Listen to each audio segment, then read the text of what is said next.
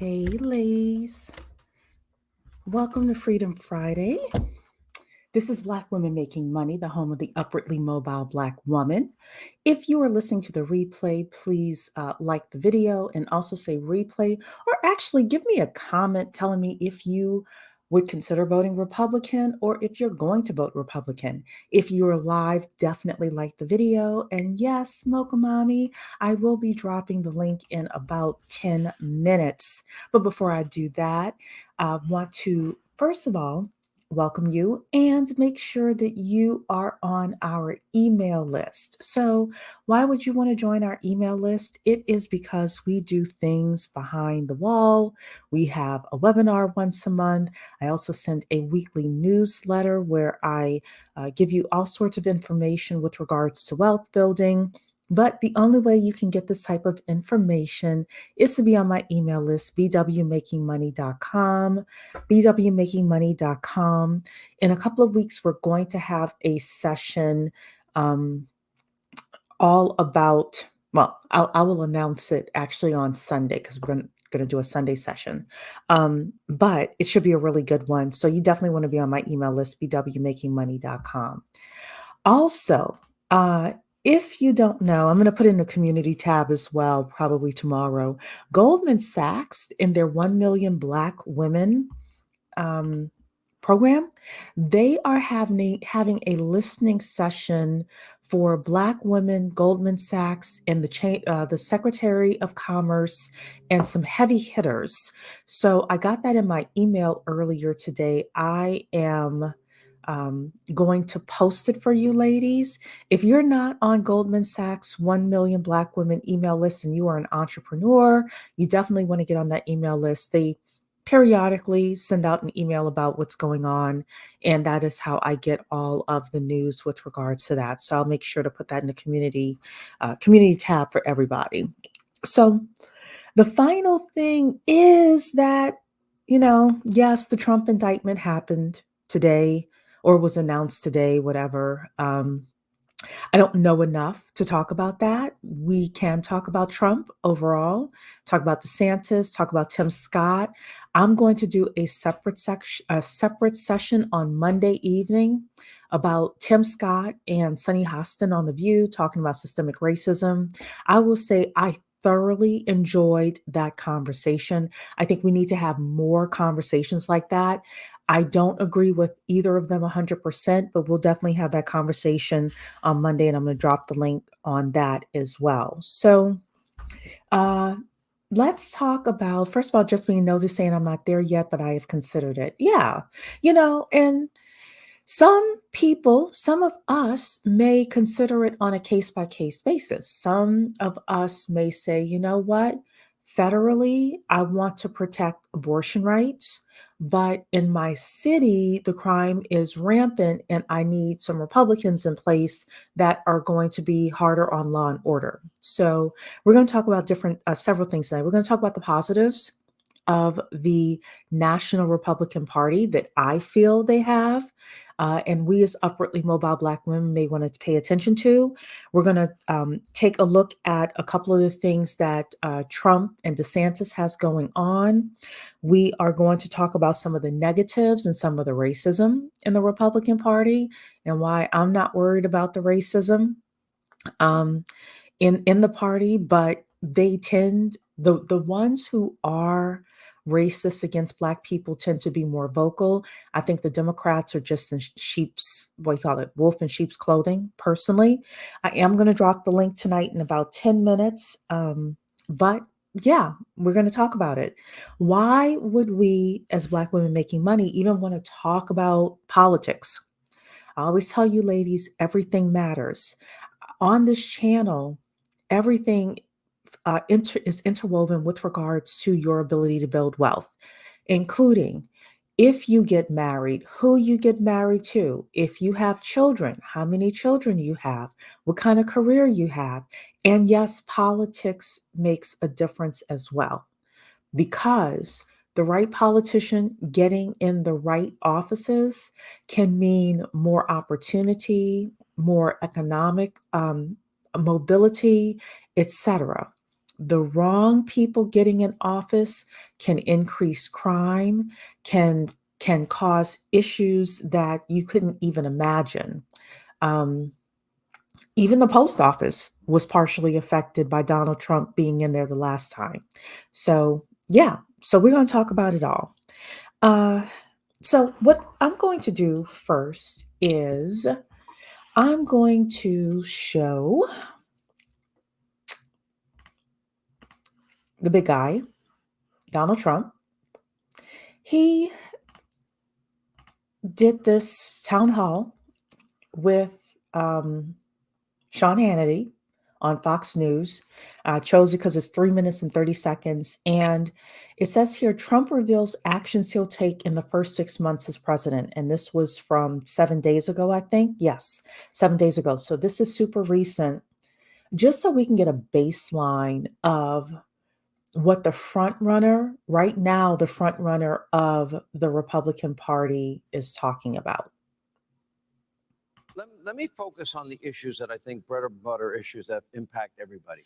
I want to know, if you get elected president, how fast you're going to be able to fix our borders, bring us back to energy independence, how quickly you might be able to work to change the school system, bring back law and order and safety and security to this country and every town and every city, because I think people need that if they want to pursue happiness.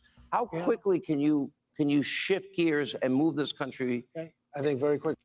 Okay, so I hate questions like this because one of the things I want to talk about later in our conversation this evening, and our conversation is literally going to be about 45 minutes. I do want to keep it short, is a lot of the stuff that people like Donald Trump are being asked are things he has no control over. The president has control over enforcing the law. They have control over our borders. The president has limited control over what's happening in the school system.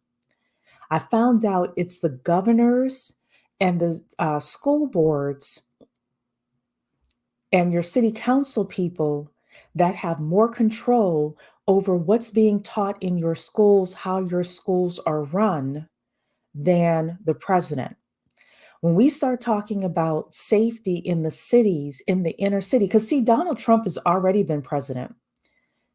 You already remember that Donald Trump, put a one in the chat if you remember this. Donald Trump in 2015, 2016, when he first ran, he was talking about sending the military into Chicago. Do y'all remember that? The violence in Chicago was so bad. I'm going to send the military into Chicago. Put a one in the chat if you remember that. How many days has the military been in Chicago? None. Because a lot of times when we're thinking about presidency, yeah, Scarlett, you're saying one. Yeah, he said it, but did it happen? No. See, y'all are remembering. Yeah, it's a 30-second delay, sorry, as well. So oftentimes when we're listening to this as upwardly mobile Black women about thinking, should we vote Republican, understand that just because somebody is saying what they think doesn't mean they have any control over what can or should be done in certain circumstances. And this is where I'll coin, what do you call it? Yvette Carnell's phrase, political education comes in. But we're going to listen to his response here. Quickly, let me just say, so I heard DeSantis saying, oh, well, I get 8 years, he gets 4. You don't need 4 and you don't need 8. You need 6 months. Within 6 months, I said, within 6 months, this can be done. Other than, you don't need 8 years. And frankly, I wouldn't vote for him because he said, you need 8 years, you need 6 months. We're going to drill.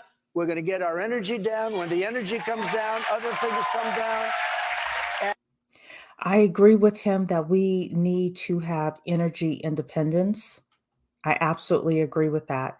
I don't know who enforces the drilling or who has the power over that, but let's keep going. I think that he may have something to do with it though, or whomever becomes president, but I don't know. When I drop the link, one of you ladies may be able to tell me. And we're going to take care of things. We're going to immediately close up the border. We had the greatest border. We had the safest border in the history of our country. Now we have the worst border in the history of the world. There's no, and I say this during rallies. We love our rallies, but I say it during. There's never been a third world country that allowed people to pour into a country. They'd stand there with sticks and stones if they had to. What's happening to our country? But in terms of doing it, you don't need 8 years and you don't need 4 years. We can have a lot of it done because these guys are amazing. The oil guys, they will be. In fact, I had it so low that we had to raise it or they would have all been out of business. We had so much oil, we didn't know what to do with it. We bought a lot of it for very little for the Strategic National Reserve that he then took to keep the prices down before an election. You know, we had the Strategic National Reserves almost full. And then Biden came along and took it to keep prices down. It's called artificial. I have no idea if what he's saying is true or not, but let's keep listening. Down. And the thing is almost empty now. And that's meant for times of war. It's not meant to keep a price down for an automobile. It's meant for war, for real problems. And we had it 75, think of it, 75 million barrels. And I bought it for peanuts. And Congress, I had to fight Congress, and the pricing was so crazy and so good. And we needed a place because we had so much. So we started filling up. This guy comes along, and he takes it for automobiles, for people, so they, before the election, so the price could keep down. Now it's totally empty. It's the emptiest I think it's been in 50 years. Down 48%. And it's so sad. And by the way, the price is still very high.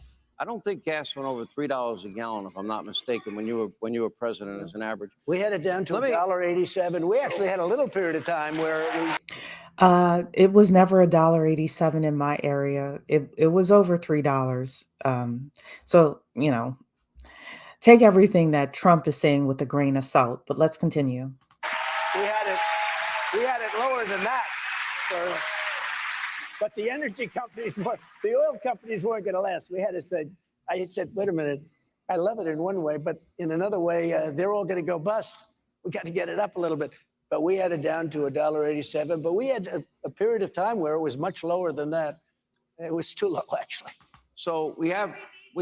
That's a good problem, by the way. That's a much better problem than it's at $6 and $7 and $8 and $9. Hey, Sean Hannity. Okay, so that's the very first thing that I wanted to show you, just kind of level setting with regards to Donald Trump and what he was talking about with regards to the things that he's going to do. I did go to Donald Trump's website because I was very interested in seeing what his platform was. I just kind of want to read it with you, ladies. Unfortunately, all his presidential campaign website was a pitch for donations. It didn't have his, any kind of legislative objectives on there at all. So perhaps we will get those later on. And y'all, I did drop the link. In. So I would love to have some of you come on as well and tell me what you're thinking. So let's talk about some of the positives with regards to the Republican Party. Number one, in my opinion, the law and order piece is a positive to me. Dawn Earth is saying here, the violence is even worse. Lightfoot should have swallowed her pride and let him send in the military. Someone is shot in Chicago every day. Exactly. But see, that, because I believe Donald Trump would have sent in the military had he had the authority to do so. But he didn't have the authority. Lori Lightfoot was the one who would have had to invite the military in, and she didn't want to do it, right? So this is where you need to think about not only who you're voting for president, but also who you're voting in your local elections. You're saying here, political literacy as to who is supposed to do what in our government is dangerously low for Black people as a whole. Absolutely, 1,000%. You are 1,000% correct with regards to this. And it's scary because if we just listen to CNN and MSNBC and even Fox News or Candace Owens or, I don't know, the Young Turks, we get not even half the story. We don't even get half the story. Dark and Lovely is in the building. Hello. Hello, Cherie. How are you, my dear? I'm great, and I'm happy to finally catch a live. It's been a minute since I caught a live. Yeah, but I'm glad to have you here tonight. What are you thinking? Okay, I want to say this when we have to think about Republican versus Democrats. I Mm-hmm. absolutely agree with you in regards that Democrats are coming across like wolves in sheep's clothing. Mm-hmm. And I want to bring this one thing to people's attention, especially Black women, because I think people kind of bypass this and focused on the wrong thing. So when they did the last election and they had the Crown Act, Mm-hmm. it passed the House, Mm-hmm. which was mostly Democrat. So of course it would pass it. Mm-hmm. It did not pass the Senate because of the filibuster. Mm-hmm. Now here's my problem with the Democrats. They passed other legislations that Republicans had some objective to because they built a coalition in the Senate prior to bringing it to the Senate Mm-hmm. for a vote. That did not happen with the Crown Act. And remember, this is one of the things that Black women, Black voters, their saving grace when it comes to their voting block requested of them. Mm-hmm. And here's the smoke and mirrors part. They passed it in the House right before elections and saved the vote for the Senate side to after the elections. Oh, I didn't know that. Oh, wow. That's what they did.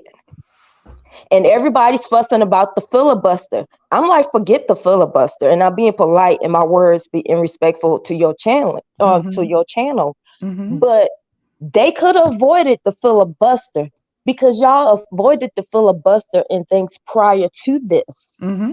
by building those connections, building those partnerships, and coming with across with agreements.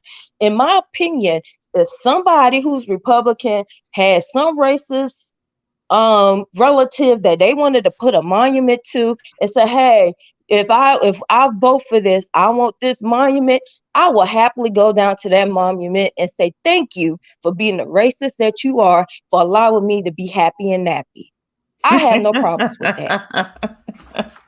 But that didn't even happen. Mm-hmm. You see what I'm saying? Yeah, So I I do. mean, and that opened my eyes to start really paying attention to how we as Black people have been programmed to be pro-democratic and not really evaluate and pay attention to what's happening right in front of our eyes, politically speaking.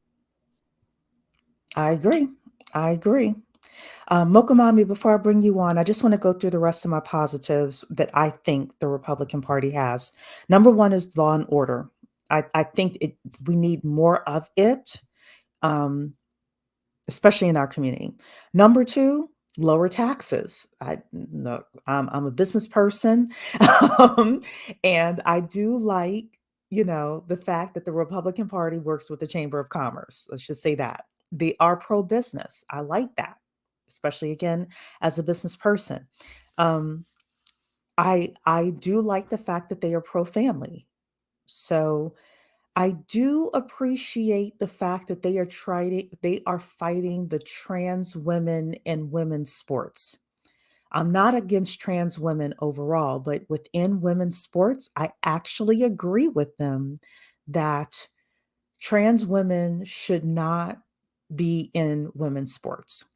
And I do agree with them on immigration if if when the border was closed before Title 42 ended in May, Black people had an opportunity to get a lot of jobs that usually immigrants get. I didn't see Black people really, but some.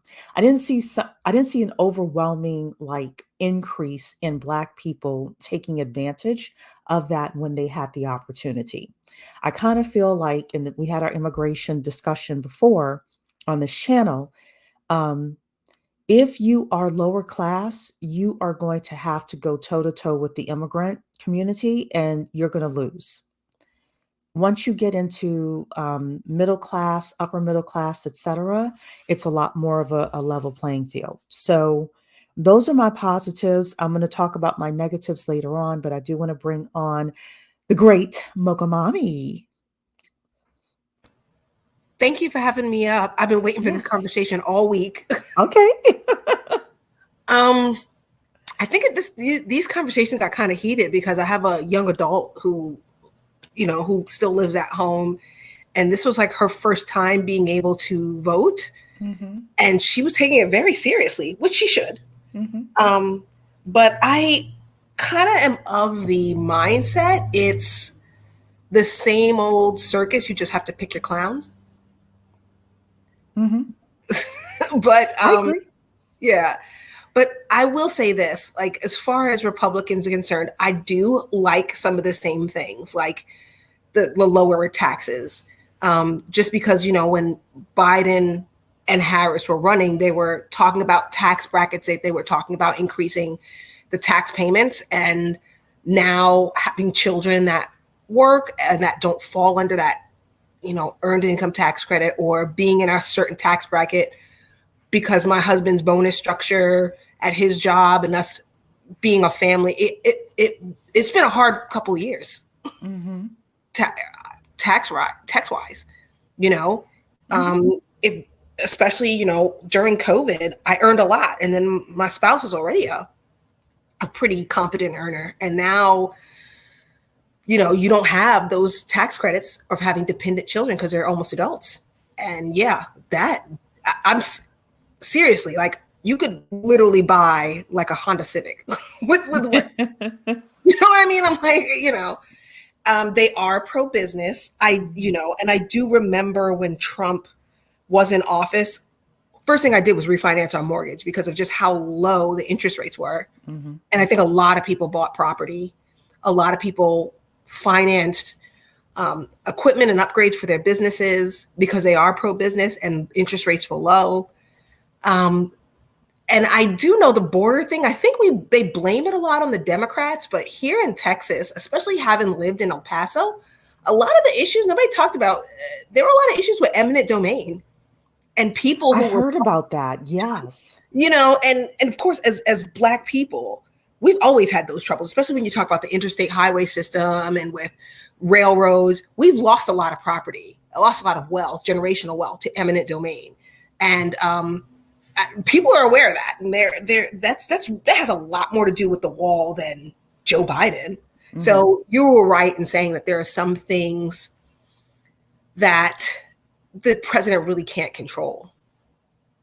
Yeah, there are a lot of things that the president can't control, and I think with the political education, and I'm going to show the official things that the president does. Um, us asking, you know, a Donald Trump, would he pass the Crown Act? Well, it's not, he cannot pass anything. It is up to Congress. It is up to the House of Representatives and the Senate. And then Donald Trump has the ability to veto it or to sign it if he gets back in, right?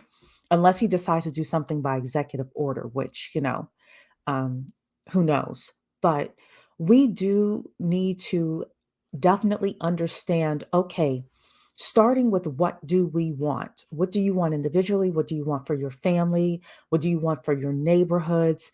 And then asking who is the person and the political party that is not only going to vote for it, but who's going to fight for it as well. So, with that, Lake Life, you are up. How are you? Happy Friday. Hi, happy Friday. Happy Friday. I also have been waiting for this live all week. I really, really have. Well, we're going to have to talk more about politics. And I love talking about politics with sane people.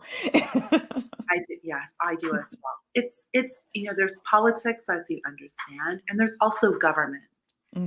There's the economy, and then there's finance.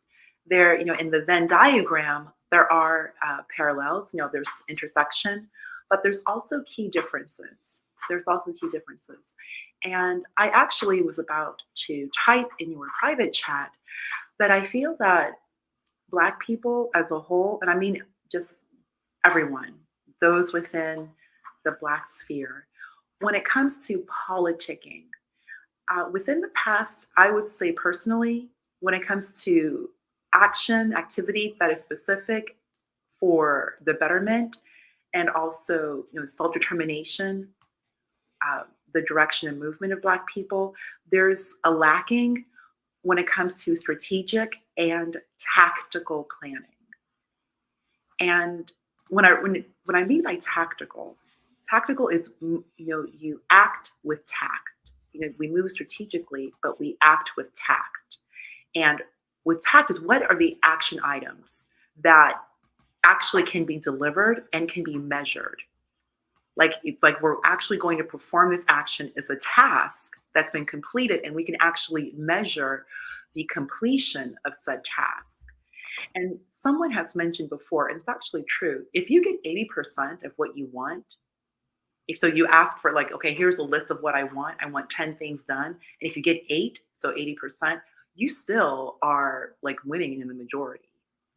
So let me ask you this. Let me stop you there, Yes, ma'am. because Yes, ma'am. when I hear what Black people want, I hear, in unison reparations, right? And we can have our discussion about that. Yes. Yes. But outside of that, I really don't hear Black people saying in unison anything else that they really want. Like, I'll hear different drips of people saying stuff, but I don't hear anything else in unison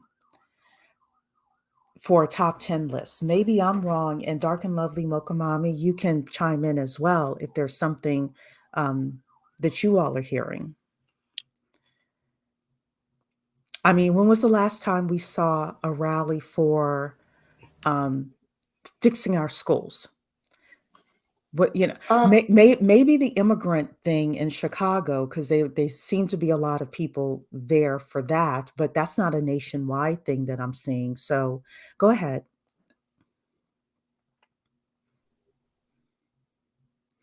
Oh, Dark and Lovely, you're showing your face. Yeah. Yeah. Okay. Yes. Nationwide, you do hear people talk about Black people talk about better education. The problem is, like Late Life was saying, there's really no tact, there's no strategy behind how we are supposed to get better education. There's not enough protests. And partially because when you have so many of the students who are Black, their moms are single and they're busy working 2 to 3 jobs, they don't have time to be out there to protest and rally and fight for those things. So Dark and Which Lovely, is, let me stop you there, because if that were the case, we should have the Tariq Nasheed of education, the I'm trying to think of other social people. I don't know, that Jason Brown Black guy. Cruz, I don't see Anton, and all of the Antoine Black man, Brown. all of Yeah, the like I don't yes, see any of them. Like I don't see anybody, because yeah, like Black women are single yeah, parents, but I mean, I don't even mhm, see it online as a movement. They moved in unison yes. with the Pearl young lady. Everybody came out in unison in droves. If so, yeah, so I guess what I'm saying is, I'm going to push back on you, Dark and Lovely, Yes. Mhm. is with reparations were talked about so much online from the ground that it ended up being discussed on the presidential stage. I do not believe that there is a groundswell of people talking about education so much in Black Twitter, Black YouTube, Black TikTok, that it's going to make it up anywhere, not in I will unison. I will say this. You're talking about Black social media. Most of the people on Black social media, this is their full-time jobs. This is their full-time jobs. They're a certain segment of the Black population, which they're speaking on Black topics and events. But for the most part, they're not the majority. They kind of represent the collective, but they're not the majority of Black people. The majority of Black people are not on social media like that to be social media justice warriors per se. Well, And the problem is these people are not, they're so busy focusing on generating income for themselves that they're not picking up the mantle and using their platform for where they can galvanize people to around those issues and topics that are important and need to be addressed in the community. They're but more like here's the thing. agitators. Here's the thing, though, and I'm glad we're Mhm. having this conversation. This is just a Yes, healthy pushback because yes. I disagree with you profusely. So Mhm. if that were the case, if and you are correct, fact is that these individuals are chasing money, they're chasing views. If And it's also a fact that Black people over-index on social media. That's a fact, right? Yes. If the Black people who were over-indexing on social media, even if it's your millennial parents that are looking at their first graders, second graders, third graders, if they were showing up when people were talking about educational issues and the issues in the educational system, there would be more content created about that. I won't say Yes. let's say one of the popular people out there, um, Dr. Umar Johnson. Well, quote unquote doctor, or somebody like that could do a session on education, and hardly anybody would show up. However, if they talked about relationships, then you get three, four, five times the people. Yeah. I guess I don't see, well, let's say it like this. Politicians move based on what enough people are talking about because the squeaky wheel gets the grease. The demos. Or the oligarchs, right? Either you're going to pay with money or you're going to be loud about something in order to get them to move on something. We're not paying with money as Black people, so we got to be loud about something. We were loud about the First Step Act. We were loud about other things as well. Prison reform. Prison reform, Yes. exactly. The First Step Act. I do not see us being loud about education. I have to wholeheartedly disagree with you. Yeah, Sheree. Like there are no Yeah. 2 hour lives about education. There aren't. There are Yes. even a 3 hour live or even a 30-minute live. People They had more people marching for George Floyd and Black Lives Matter, than ever. and if they had taken Black Lives Matter and expanded it to Black maternal health, Black education, saying our lives overall matters, Black economic opportunity, then yes, I would agree with you. But that didn't happen either. And before I forget, Scarlett, you are too funny. You are too funny. Isn't that quote unquote Dr. Umar Johnson? It was supposed to be, and he is the one who is charismatic enough to have made it happen. However, now even he is coaching women on how to get a man, from my understanding. So, And Cherie, I don't disagree with you. My thing mhm, is, you asked the question. I brought up what I'm seeing mhm. locally and from other spaces, but at the same time, what you just described is where we lack the proper direction and prioritizing what's best for our communities and being the loud and making that the stuff we the most loud about. Mhm. So that's a community, that's a whole collective issue for our community is we're not setting the proper priorities. That's true. That if this is the stuff we're chasing, then we'd have to figure out how to collectively get on board, get on code, and address the issues. And I think that's the hardest thing. And you talk about Dr. Umar, but at the same time, people are losing faith in him in regards to his what he says, because he's yet, from what people are saying, he's yet to produce. Oh, I agree. Yeah, yet to produce. That's the problem. And then we have to think about it on social media. Okay, in the real communities, Black women are the ones driving the community. But on social media, Black men are driving the conversations. When we have Black men who are responsible fathers, responsible, productive men who are not just online speaking about relationships, but out there actually mentoring young men, trying to get them to be better men and build the community, then the talks on social media would change. But right now, the narrative on social media seems to be Black male driven. I agree with that because I think one of the biggest problems that Black women have in particular with following or wanting to vote Republican is the Republicans they send. Like Jason Witten, a Brandon Tatum and his white ex-wife, a Larry Elder and his white ex-wife, a Thomas Sowell and his white ex-wife. Like, you know what I mean? I mean, you can go on and name a whole bunch. And now, when we're seeing these prominent podcasts feature a lot of these manosphere guys. So, like, you might be right. Ron DeSantis might have some really great plans that are pro-business.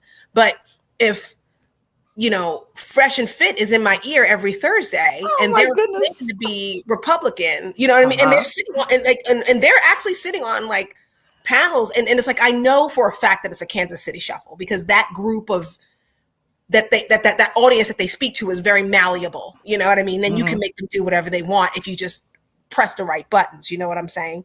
So, and again, you galvanize that group, you can pretty much run any kind of game on them, and I think that's pretty apparent. And I know that's pretty much what's happening. But at the same time, that's what's happening. And this is why I think a lot of Black women don't vote Republican, because of the Black people they send to speak to us about this. Like, you know what I mean? It's not like there are a bunch of really well-rounded, like Ben Carson or Michael Steele, Kimberly Klasick. They're reasonable Republicans, right? They're reasonable, but that's not who has the mic most of the time. That they're sending who, like Herschel Walker, like, they're not sending a really good delegation. And I don't know. I mean, I guess I have to listen to Tim Scott a little bit more to see if he's reasonable. But at the same time, I just feel like that's not what's happening. Like, Republicans are not very serious about courting the Black woman's vote. Well, I don't think they are. They are serious partially about courting the Black men's vote. And from what I'm seeing, Black men and Black women want different things. So one of the things I'm surprised about is the fact that the Republicans are pushing no-fault divorce now. I'm starting to hear that from the groundswells. They're pushing a lot more of of course, abortion, no abortion, which I'm surprised Black men are championing that. So, okay. They are pushing more of the child support. I would not be surprised if we get to a point where they're going to start requiring DNA tests for every baby, and matching them up to fathers,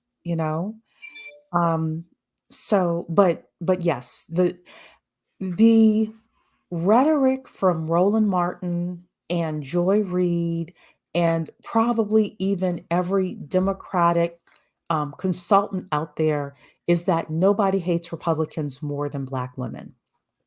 So why would Republicans come to court Black women if they're being told by their people, as well as the Democrats and the Democratic consultants, and we prove it with our numbers, that nobody hates Republicans more than Black women? I wouldn't waste my time either. So what I do is I go in under pro-business. I go in under pro-law and order. I don't go in as a Black woman. And that's hard to say. Hey, Mentor Shelley, if you want to come on the panel, you can. Everybody, the link is in the chat if you all want to come up. I love Mentor Shelley's channel. She's got great stuff. I send a lot of, this is the time of year where you're getting a lot of young nurse interns, a lot of young nurse preceptors, and I'll send them to that channel because it's like, this is how you negotiate a salary. This is how you advocate for yourself. She does a good job because, especially the girls coming out of community college, they tend to be a little bit more insecure when it comes to self-advocacy. But actually, it doesn't matter. If there's a healthcare worker shortage, and you are an advantage, even with an associate's degree. So please, check her channel out, and she's really good at self-marketing. Yeah, this is Mentor Shelley, everybody. Mentor Shelley. She's got a great channel. Yeah, she's saying thank you so much. Well, let's talk about some of the negatives that I wrote down, and I've got something on the screen here as well. Number one negative from the Republicans, I think, is the fact that they are on the train to ban DEI, diversity, equity, and inclusion. And the only reason that scares me is there was a time when we were not able to get in the door at all, no matter how good we were and are. And I do want to see us having some protections that are actually enforced with regards to diversity, equity, and inclusion. Now, I will say some of these corporations have gone way too far to the other side. I get what they're saying, but I don't want to nip it in the bud all the way. The second thing is they don't believe there's systemic racism, and we all know that that is incorrect. Does that mean you cannot be successful? You can absolutely be successful. That's why we're going to talk about what happened between Tim Scott and Sunny Hostin on The View. We're going to talk about that on Monday because I think that was an excellent conversation that they had, and I think we want to expound on that. Number three is they are really fighting a cultural war. One of the most disappointing things that I have seen with regards to the cultural war is this Little Mermaid backlash. Not because rah-rah Halle Bailey, which, I'm going to see the movie this weekend and I understand she's done a great job. It is more so because we're fighting over a mermaid. And like, it makes no sense to me, the explanations that are floating around with regards to that. I don't like certain things like that I'm seeing. And then number four is January 6th and how people, like there's a saying, we know that fat meat is greasy. Like we know what we saw. And, some people are saying, and this came out in the Fox, we call it Fox versus the Dominion group, where they had the lawsuit against Fox News. All of the anchors knew what was happening. They thought one way behind the scenes, but they said something else in front of the camera. And I didn't like that either. So the final thing, we want to talk about a Republican who is very pro-Trump, that I believe does care about Black people, and that's Angela Stanton King. Mokomami, Lake Life, Dark and Lovely, have you heard of Angela Stanton King? Everybody, if you heard of Angela Stanton King, put a 2 in the chat for me. Let me know if you all know who she is. The only question is, Shariti, you know her background.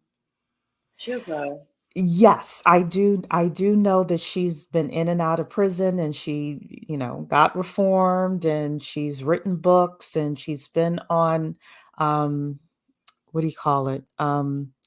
Reality TV shows. I do like her YouTube channel with regards to protecting children.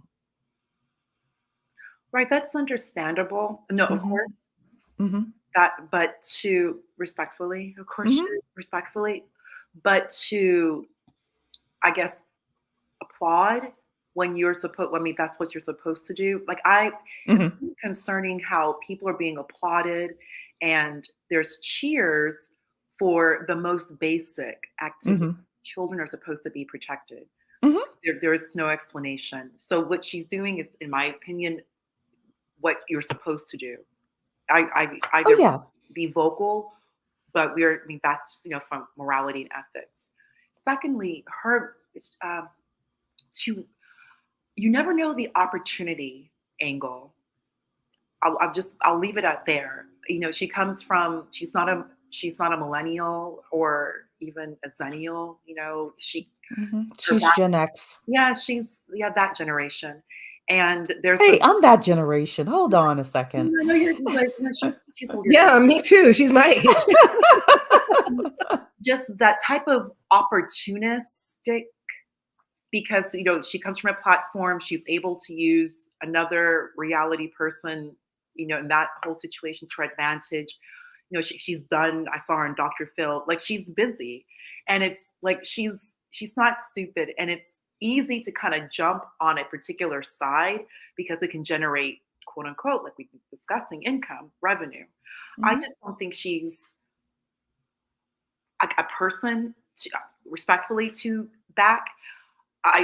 Especially for my opinion, as a Black woman, to find a Black woman to, quote unquote, back, to support, who is going to be clear with the issues and understand how to argue such issues effectively, move strategically, act, with tact, act, tactful.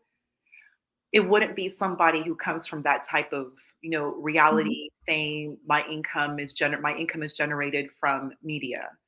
But I mean, like, someone who actually has spent some time working on W-2, someone who has an actual business that has receivables and has paid taxes, someone that is actively engaged, and their income is from the active engagement of living within society that the most of us all live in, where the politic is going to directly affect me, as opposed to entertainment. And to my thesis is that just staying in that entertainment realm, which she is from, just be honest, she's from, I don't think it's necessarily the best, because that's what's been going on the past 30 years, using, kind of conflating Black entertainers with Black politic.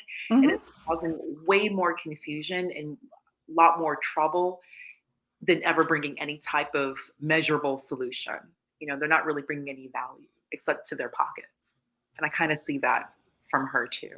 Okay. Yeah, and I agree. I think she's like a female Herschel Walker, like, in that They sense. were buddy, yes. Right. Like, except she's just more articulate with her talking points. But I definitely think that like a run for office is more of the same way when Donald Trump ran for office, right? Didn't he run for office so he can better negotiate his salary on The Apprentice? Oh, did he? I didn't know Yeah, that. yeah, that was like Okay. part of It it. doesn't surprise me. I So thought it was a publicity yeah, stunt that he actually was shocked that he I see another won. grift. And look, that's possible as well. I actually wanted to point this out because of this tweet that it's more so the tweet than even what she responded. Because this is part of the negative. This guy, Dinesh D'Souza, is high up, not high up. He is a speaker in a lot of GOP and Republican events, and he's got a couple of movies and things like that. Even though I think he's been in jail as well, so you can let me know late life if that's true.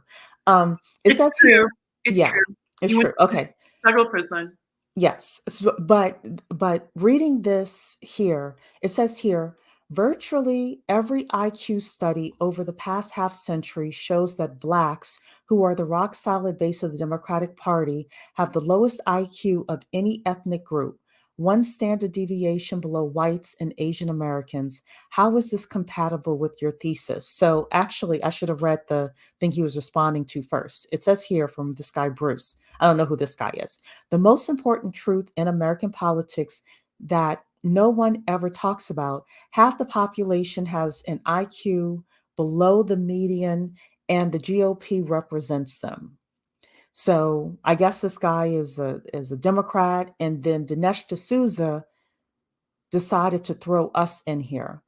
And then Angela Stanton King said, this is the reason why a lot of Black people don't want to come to the Republican Party, is because of this sentiment. And I think she's right. I think that there are people who are afraid of voting Republican. I know when I was in my 20s, I was afraid of voting Republican because I thought, oh my goodness, what if they, take our rights away, et cetera, et cetera. And it's beaten in our brains that our rights are going to be taken away depending on who you listen to. Um, what are your thoughts with regards to this and some of the fear and concerns that Black women would have with regards to voting Republican, especially locally, where the laws make the most difference with regards to law and order, your ability to do business locally, et cetera? I think here, one of the most palpable issues, and this issue actually is going to be on the foot of the Supreme Court, is the University of Texas at Austin and their admissions process.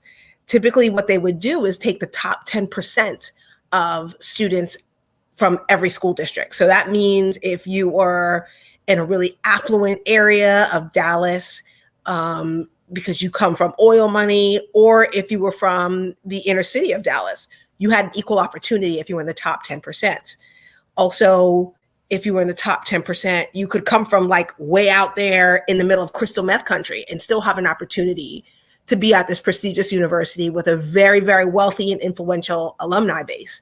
Well, now they're saying it should be completely merit-based. So let's just say here where I live, to be in the top 10% of your class is a lot more competitive, where they have AP classes and international baccalaureates and a lot of students who have an ACT and SAT well above the average.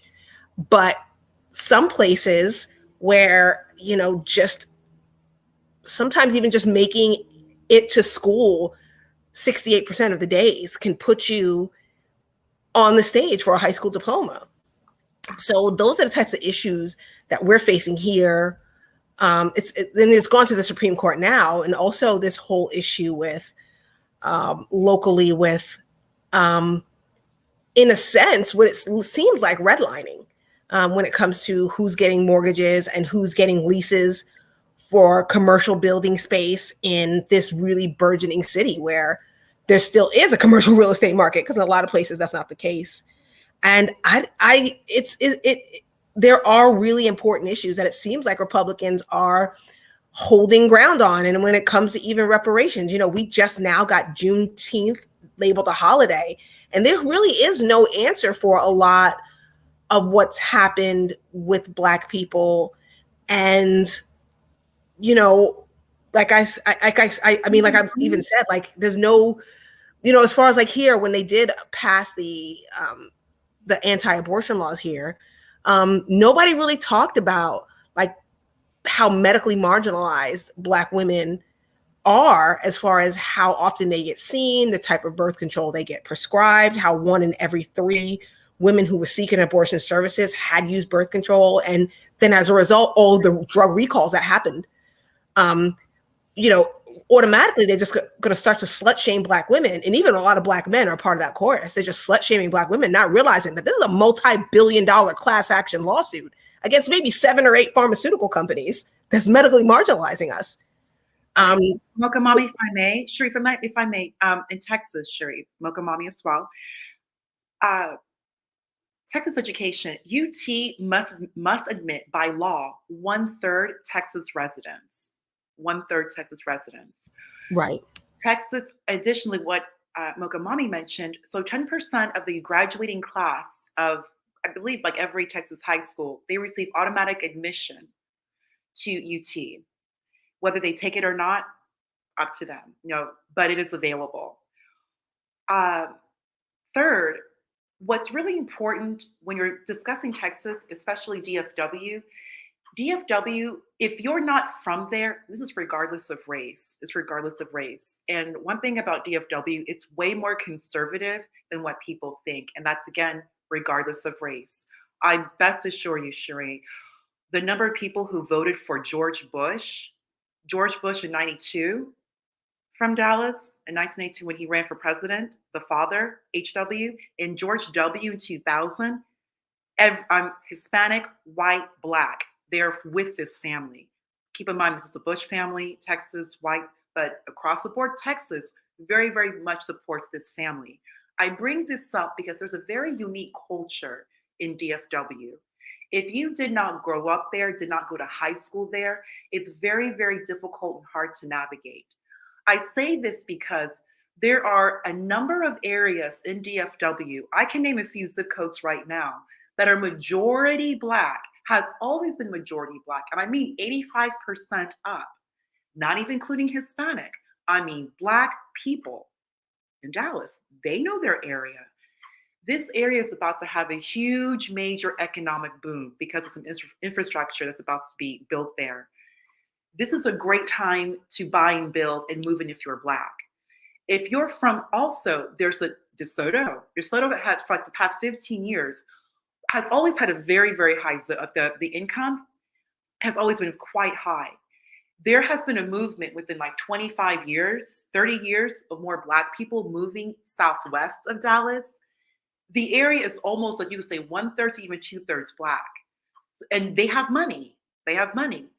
And they are from DFW.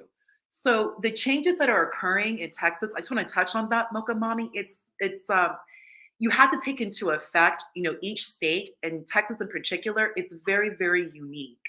And the state, I'll just say the state is Republican. The state is Republican. You can have, there's going to be, there's differences with races and ethnicities, but the culture is very, very, very conservative. And even with the burgeoning, the building of DFW, I know Plano exploded. I mean, Plano, the past 20 years, Plano, large Black population. Frisco, McKinney, And affluent Black people. yes, correct. And they're going, and even then, if you're from DFW, there's the zip code.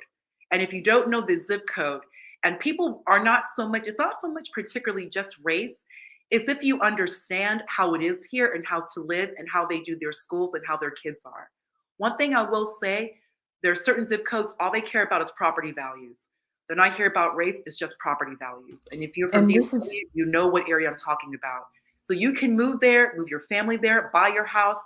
They're not so much concerned of race, ethnicity, because the non-Black people know where they're going to send their kids to. The non-Black people already know the families. These are the same people, like people from Dallas, all went to high school together. You come back, you have your kids go to that particular high school in that particular zip code. You're going to put your son in a particular zip code just because you want him to be in a 5-day school. There's a difference. And that school will help usher him when it comes to college recruitment and scholarships. so let me stop you there. So I just want to just touch on that.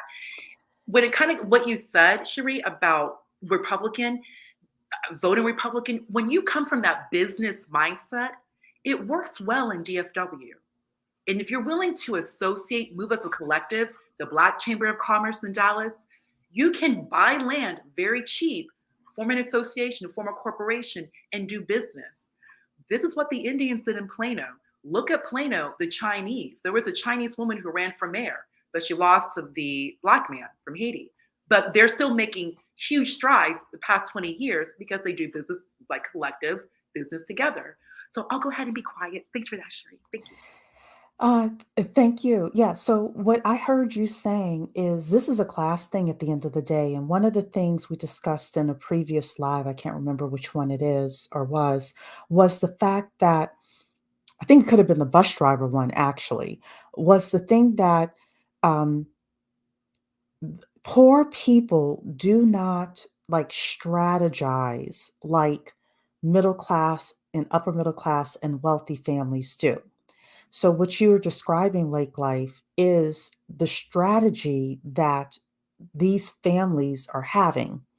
So when you are able to be, let's say, upper middle class, and you're thinking strategically, being Black is less of an issue than, I'm not saying it's not an issue at all, but it's less of an issue because you are running with a different group of people and your strategy is different with regards to how you're raising your nepo babies and how you're going to place them in certain positions. So Anna Sky agreed with you actually, and then real talk, sis, I'll let you talk. Anna Sky says here, I grew up in a small Texas town. My senior year, all the private school kids transferred to our school and took the top 10% spots. Was honors AP student the whole time with great grades. It did not matter. Anna's also saying here, she ended up close, like the top 12%. Luckily, my parents could afford to send me to college, but a lot of my friends were counting on that. So, Yeah. yeah, I mean, If there's something Yeah. with Anna, if I might tell Anna, what they do, they will ensure their children receive accommodation. Anna, if you look at your syllabus, look at, like, I don't know if you're in college or even in, high school. If you look at the syllabus, you'll see a section called ask for accommodations if needed, if you need like education accommodation.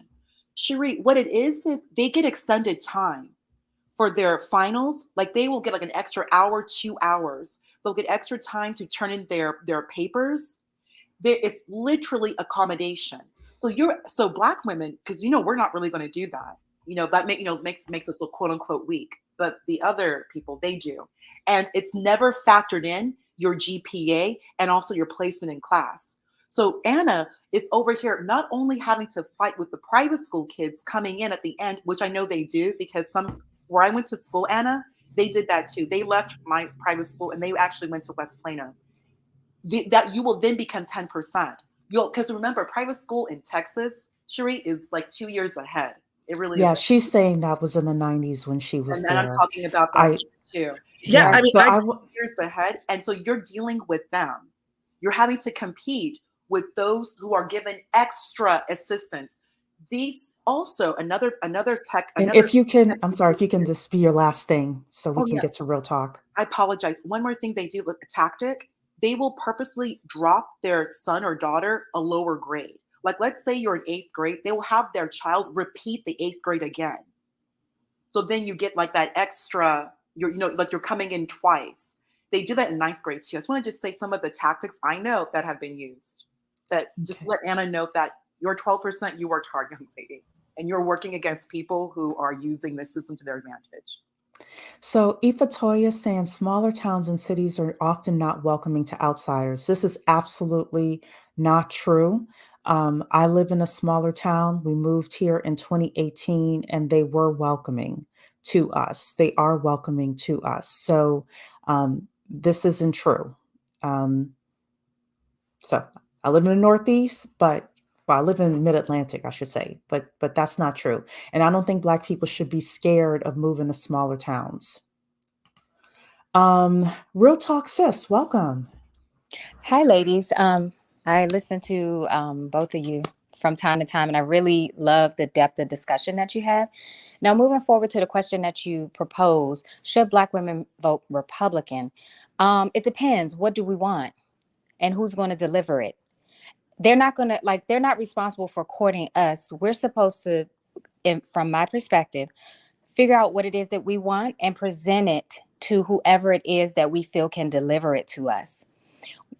Black women, we've been discussing, in different forums, if we're going to go our own way, so to speak, just trying to use a term that's not going to get anybody blocked or anything. But you get what I'm saying here, right? We've decided in some forums that, hey, we want to move over here. We don't want to necessarily be associated with what's going on over there. So we would have to kind of do what we're doing now, which is having this great discussion, decide on some key issues. Some of the things that you brought up, Mocha Mommy, I think are at the top of the list for me as well.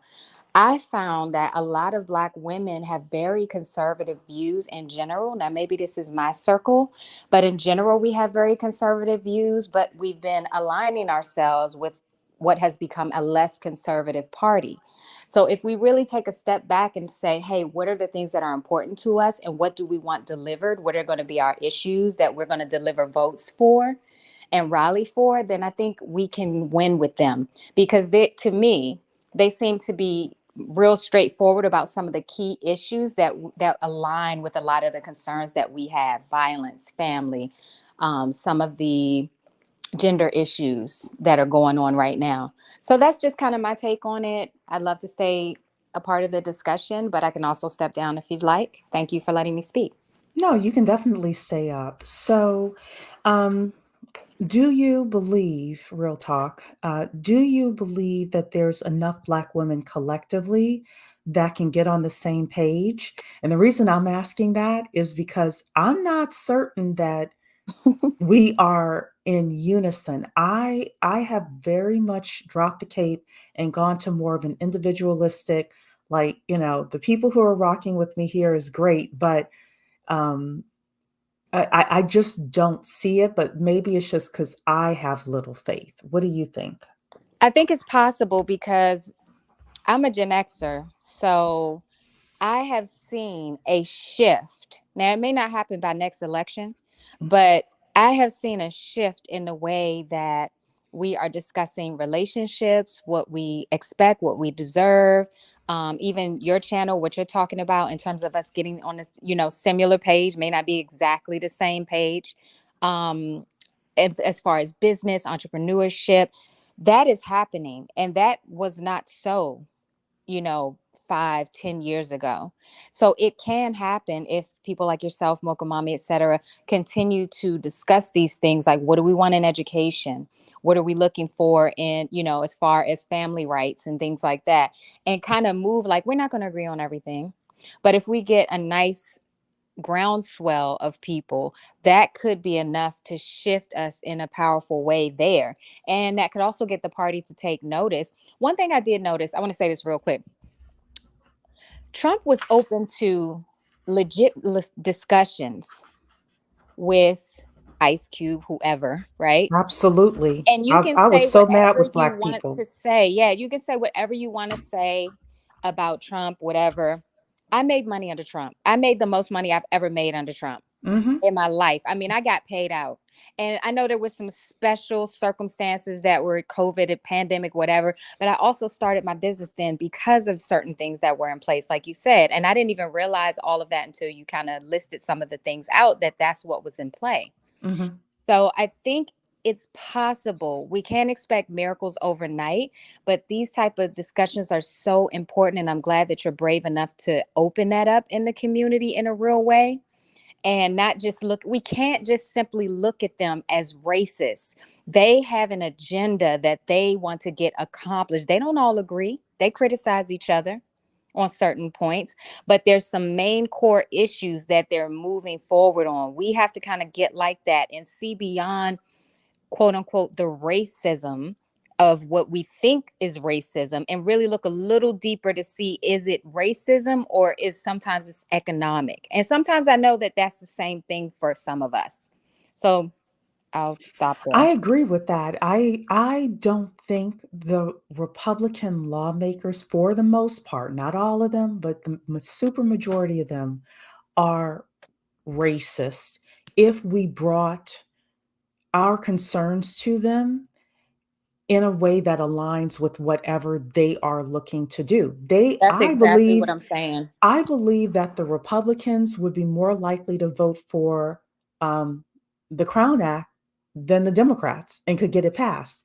I also believe, controversial, that Donald Trump could have passed reparations and gotten reparations passed more than any other politician that was out there, which was why I Agreed. couldn't understand when Ice Cube was trying to get a, no, had gotten a meeting with Trump and Biden and Kamala told him to kick rocks, why there was people talking negatively about Ice Cube. I'm like, well, why not? But then I realized that maybe these are the Democratic consultants who make their money from the Democrat Party. And then we don't take Candace Owens and Larry Elder and them serious, and for good reason for a lot of them, right?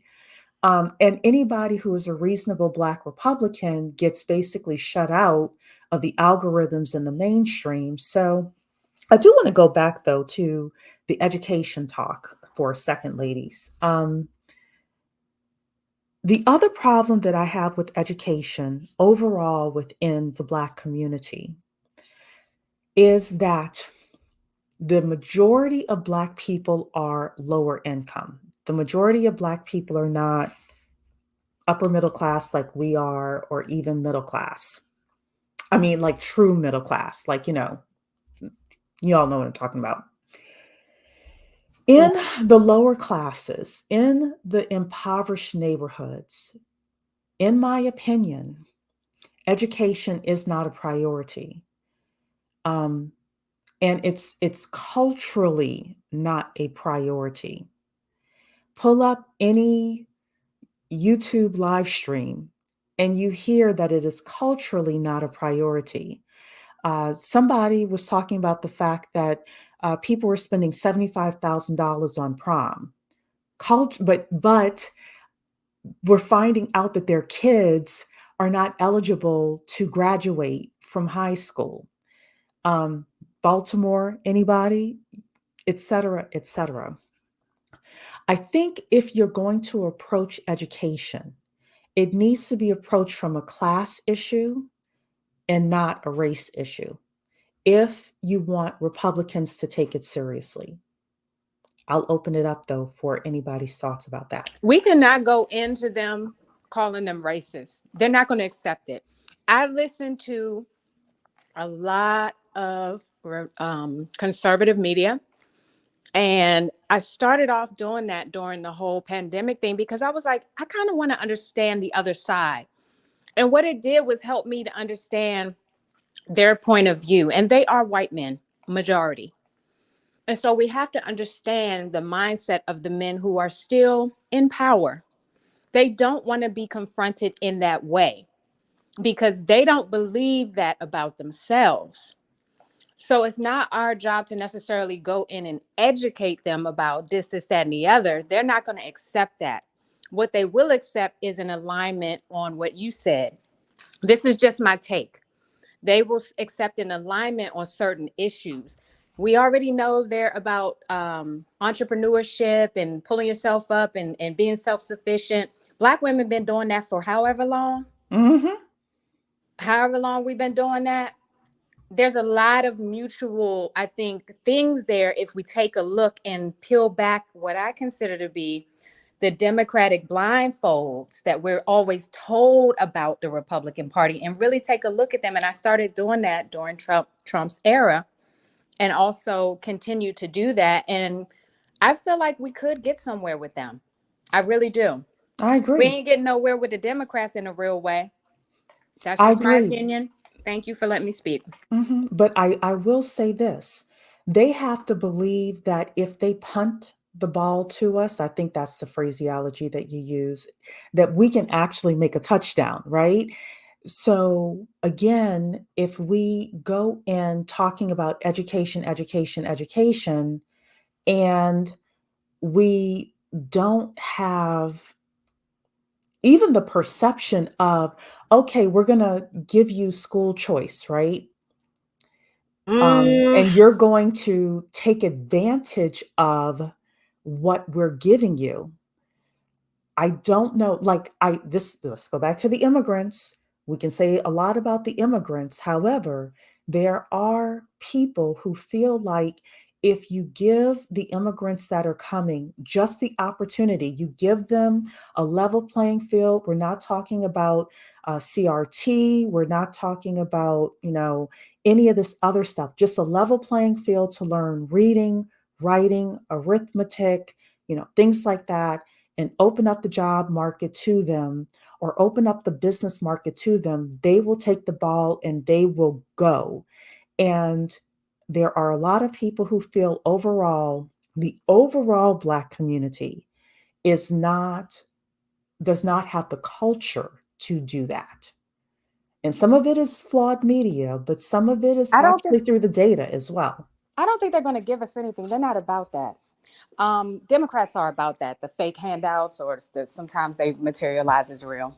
Mm-hmm. The broken promises. That's the Democrats. From what I'm assessing from it, and I would love others to jump in and give their view as well. But from what I'm assessing from it, they're not about giving anything in the sense of just like, oh, we're going to help you do this and, like give you this or whatever. They seem to want to compete on a real level, and they want to give opportunity, from what I'm gathering, they want to compete at a high level and they're expecting whoever aligns with them to compete at a high level. So Well, I to guess I me, it disagree seems like there's because, an opportunity for us, because we do compete at a high level as Black women, to yes, align with them and to get into what they're doing, but we can move as a block so that we can get some of those nuances that we want. well, I think we're saying the same thing. Maybe Hold on we a are. second, hold on. I think we're saying the same thing. When I say giving, I mean one of the things that the Republicans are pushing for is school choice. But if we as a culture are not going to take that opportunity of school choice and actually propel ourselves economically, then, you know, that is going to fall on deaf ears, that request, or some of the other additional requests we would have with school choice is going to fall on deaf ears if they don't believe that we're going to actually do something with that opportunity. That's what It I'm won't trying to be say. everybody. Yeah, it won't be everybody. But But if will it be it's a most? group of us, like, yeah, if it's a segment of us, like, say, for example, Goldman Sachs, I can only imagine that most of those people over there are Republicans. I can only imagine. I don't Hmm. know. They probably are. But what game recognizes game, right? So they recognized through the women who were associated with them that, hey, this is an untapped market. We have similar values. What we're trying to do, make money, invest in businesses that have great growth potential, et cetera, et cetera. That's speaking their language. Okay, now they're on board with it. So Yeah, I that's think we're kind of saying what the that's, same thing. yeah. Okay, so We're we're saying the saying the same same thing. thing. Okay. And I'm sorry, hold on, everybody. Thank you, India. Thank you so much for the super chat. I really appreciate it. Mentor Shelley, give me 1 second. Mocha Mommy, I know you took yourself off mute. And did you have something to say about the education? Yeah, I just want to say I took my kids out of public school years ago. Maybe when my oldest one hit middle school. And I definitely see the difference. And like I said, a lot of these private school parents are more conservative leaning.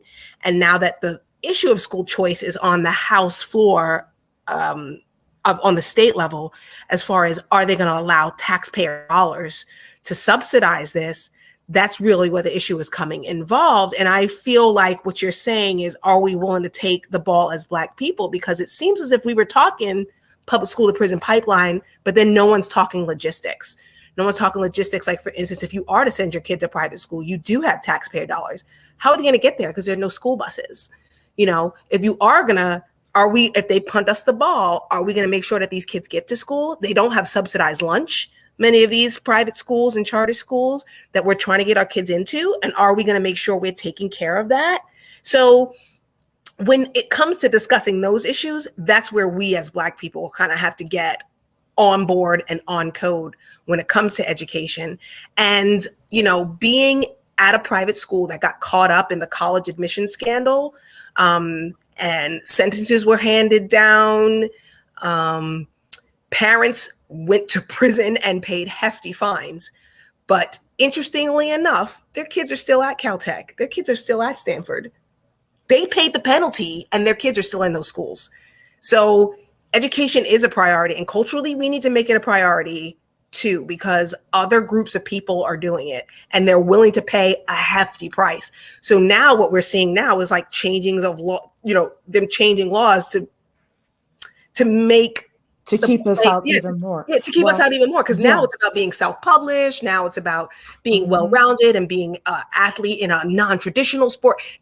They're still moving the goalposts when it comes to access to those elite schools. So make no mistake, we do have to confront our anti-intellectual culture and talk about this degrees don't matter and da-da-da-da.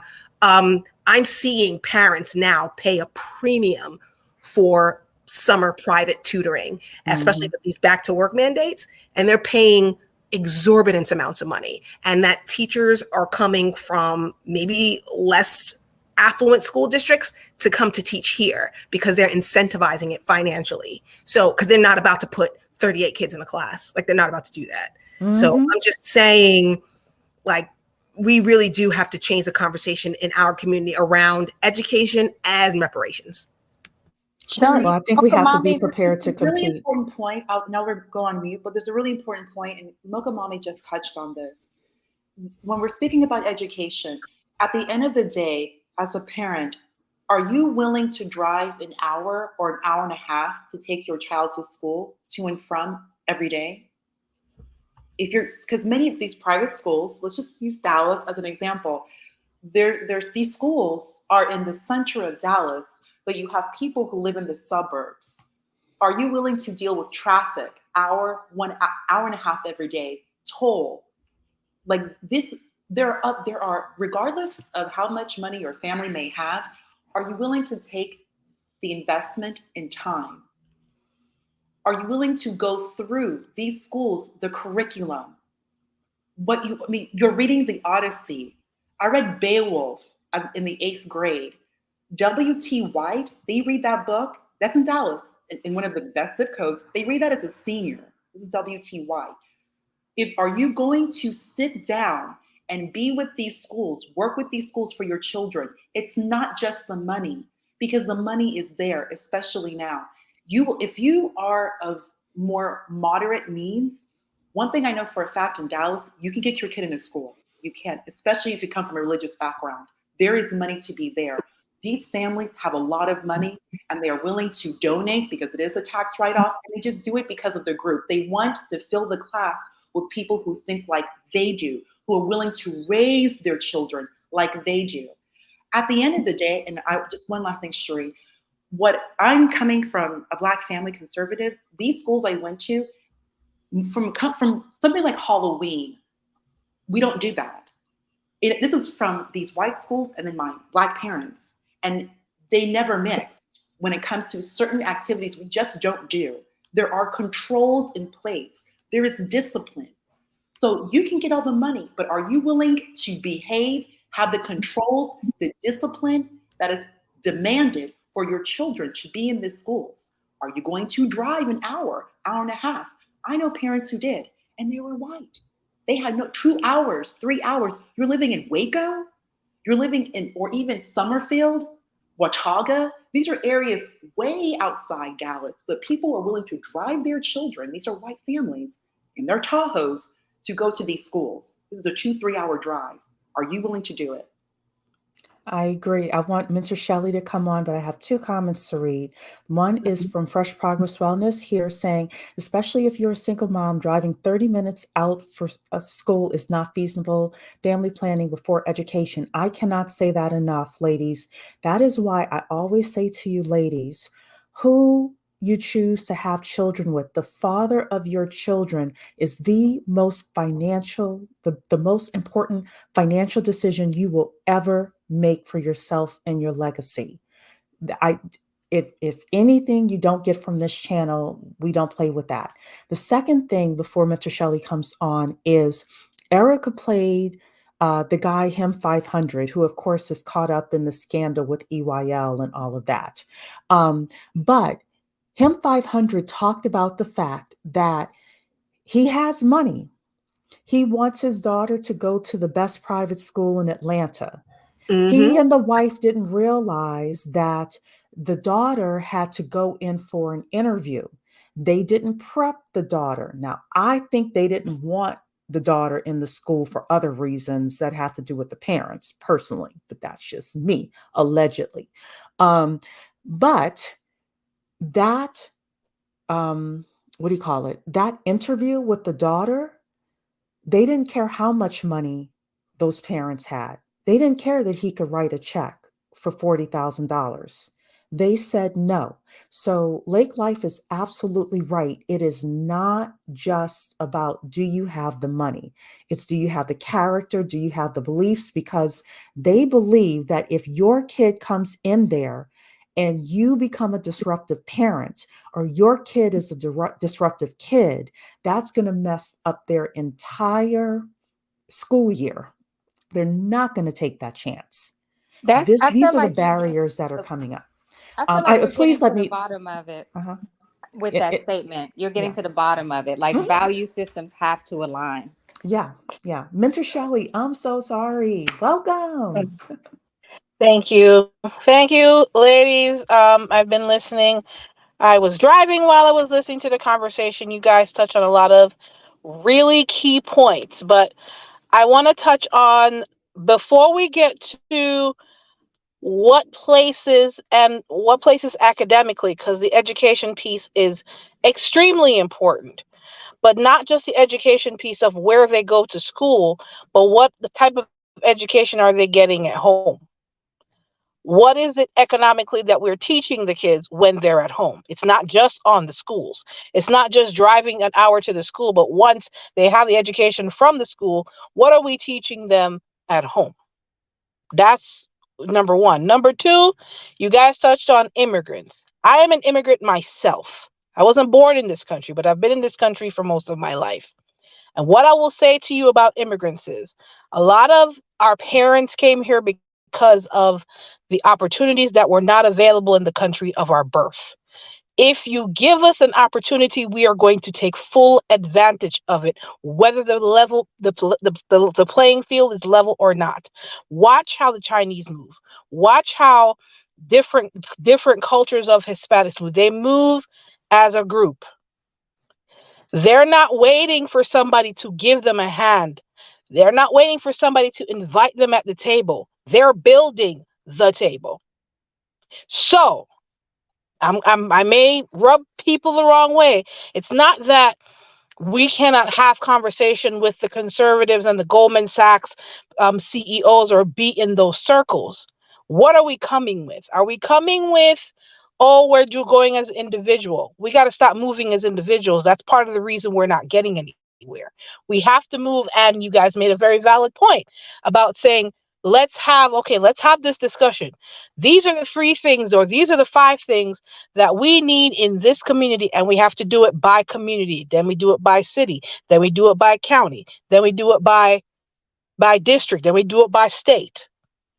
But it has to come from a place of, we're not waiting for somebody to give us a seat at the table. We have to get together, put our heads together. There is dynamic, intelligent women in on this live right now, on this panel, and in the audience listening. Just us can put things together and say, okay, these are the common goals these are the things that we want from our district aldermen. What politician is in place now that can represent us? If there's not one, then we endorse one. Instead of waiting for, oh, let's see if we can get some crumbs from the table. It's not about that. It's about establishing our own table and making sure that the table we have is substantial enough to get people's attention. Because like Tyler Perry, he didn't wait for somebody to give him a seat at the table. He built his own. So when it comes to what we want economically, it starts there. Who is going to represent our interests? What are our interests? As Black women, we are all over the place as far as interests are concerned. You have some of us that are more on the conservative side. Some of us are in the middle. Some of us are far right. Some of us are far left. Whatever interests we have as far as what we want from our city, what we want from our county, what we want from our state. Do we have somebody representing our interests? Are we financially backing them? Because a lot of this is money driven. Let's be clear. A lot of what we're looking for, yes, we have to. The politicians aren't going anywhere unless they have the money to get the proper, what do you call those, lobbyists in place. Mm-hmm. A lot of that stuff doesn't move unless you have those people in place. So we have to find out in our community, how do we move as a community? We have to get together as a community, so when we move as a community, our presence is not only known but felt. So yes, it's great to be able to not necessarily assimilate, but know that we need to move as a group, not just this individual 1-2Z here. If we come as a group, we're stronger as a group. Malcolm X didn't get the respect and the fear that he got unless they saw the power that he came with. That's when he became a target. But that's also what made him powerful as a leader, because he had the backative of that movement, whether it's tied to religion or not. They realized the power he had. That's what they recognize, power. And unfortunately, finances and economic status and where we are economically has a lot to do with that. And we have to start from there. Then we can trickle down to the schools and the districts and what we want for the schools and what we want for education and things of that nature. But everything boils down to, do you have the dollars to represent what you really want? And do we have someone in place, or we need to put somebody in place to represent our interests? Because that's what every other culture that comes here and establishes themselves does. Okay, That's true. I'm Stay done. up, Mentor Shelley. Stay up, Mentor Shelley. Yeah. Yeah. Bree, on the screen here, are you in the United States? Where are you located before we answer this question? So everybody on the screen here, it takes about 30 seconds for her to answer. Bree, before we answer this question, especially since Mentor Shelley is here, and Mokamami and Lake Life probably have something to say as well. I need to know if you're in the United States, and if so, like where you're located. So, Mentor Shelley, first of all, shout out to you as an immigrant. I absolutely agree with you that, immigrants understand that all they need is the ability to, not the ability, the, what do you call it? Not the infrastructure, but, the opportunity to succeed. They don't need you to actually do anything for them. We don't need anyone to do anything for us. What I like about the Republicans is the fact that they are, again, pro business, they're pro school choice. They have a lot of things in their platform that would just set a environment for anyone who wants to be successful to actually make it. And for me, I like that. That's attractive to me. Um, you know, and we're going to have to figure out, like, you're very much Diamond Dave. I felt the Diamond Dave coming out of you. I honestly feel like, and this is just Cherie being a cynic, I feel like you're not going to be able to take the Black community overall on this journey. It is going to be broken up into class. Um, and class and values as well. I just don't see it working any other way with regards to coming up with what you want and putting the dollars behind what you want, and what we want. Because the truth is, people have money to go see Beyonce, so the money is in the community. People are giving real estate gurus $500,000. So they're getting the money from somewhere. Um, the money is there. But if you asked the entire Black community, hey, would you put $10 in the pot so that we can get XYZ elected? All of a sudden, nobody has any money. I'm waiting for my reparations. In my opinion. Bree, again, tell me where you're located. I see you commenting, but you didn't tell me where you're located. Natural Organic Soul Bree. Before I answer the question on the screen, I need to know where you're located. Mentor Shelley, you want to respond to that? He said, okay, I'm 22. My dad told me to go. Yeah, I wanted to know if you want to respond to what I was saying. I want to know where this woman who's on the screen here is located. Is she in the United States, out of the United States? Like, what state is she in? I'm waiting for Okay. her to respond in the comments before we answer it. Okay. But do you have anything But else to say with regards to what I said? yeah, absolutely. Yeah, as immigrants, we don't even have the opportunity. And that's exactly what we come here for. If you give us opportunity, everything else, we're coming guns blazing. We're not wasting it because it's not something that came easy. So when it comes to, okay, yeah, we can talk about it till we're blue in the face. Are we putting infrastructure together? Are we really doing something? I can tell you all day long, yes, I want to, we need to, and I don't expect. You don't think for one second that when these special interest groups, they're not getting everybody. They're getting everybody that's on the same page with them. I'm not living in fantasy land. I know that there's a certain sect of people that are from my country is not going to ever agree with what I think based on my views and what it is that I want to push economically to what I would think that would benefit an entire race of people. They may not see the benefit, but I'm going to gather who's ready to strategize, put themselves and put people in place to make things happen. I never expect it to be 100%. We can't put our cape on for people that want to stay in the gutter and stay in the sewer. Sorry. It is just what it is. But for those who are ready to put the bootstraps on and get to work, then we get to work. Yeah. Yeah, I think you make a good point with being like self-reliant, self-sufficient. But we also can't deny the fact that, for those of us who are, I guess if you want to say ADOs, who did come from people who picked themselves up by the bootstraps, who did come from people who were landed and who had owned businesses. But at the same time, those things were taken by political policies. I had mentioned eminent domain, and I had mentioned some of the medical marginalization that's actually happening. So yes, I do agree with you. But even though that many of the people who complain about it are not victims of it, I'll say that for sure. But I will say that those are things that eventually are going to have to get addressed.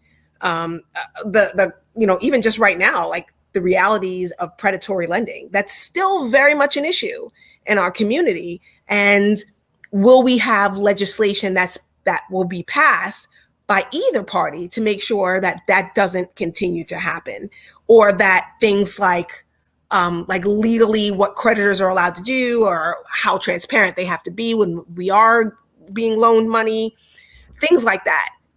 Those are all things that legislatively we can advocate for. But I do agree that we do need a cultural shift. I do agree that we do need an economic priority shift.